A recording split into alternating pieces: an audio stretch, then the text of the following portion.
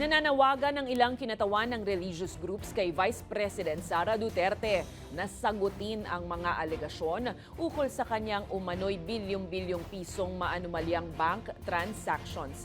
Para naman sa isang mambabatas, balewala ang paghahain ng kaso ng asawa ni VP Sara na si Mans Carpio kaugnay sa paglabag umano sa bank secrecy law.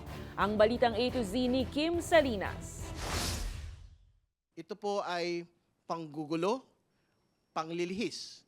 Doon sa unang tanong ho natin, saan galing ang pera? Minaliit ni House Committee Chairperson on Public Accounts, Representative Terry Ridon, ang paghahain ng kaso ni Atty. Manasseh Carpio, ang asawa ni Vice President Sara Duterte, laban sa mga opisyal ng Bangko Sentral ng Pilipinas, Anti-Money Laundering Council at ilang mambabatas dahil sa paglabag umano sa bank secrecy law. Sa pagka-file ni Atty. Carpio kahapon at pagrereklamo on disclosure ng kanila daw po nga mga AMLAC records, implicitly, ito po ay pag-amin na tama, totoo, yung pong mga numerong pinag-uusapan nila.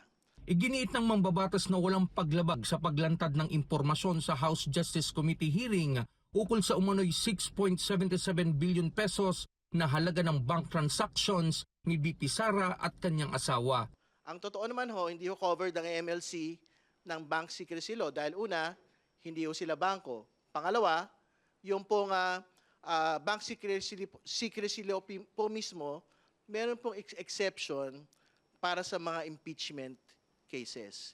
Nagsalita naman ng kinatawan ng ilang religious groups para harapin ni VP Sara ang mga aligasyon. Hindi ina-answer yung mga charges.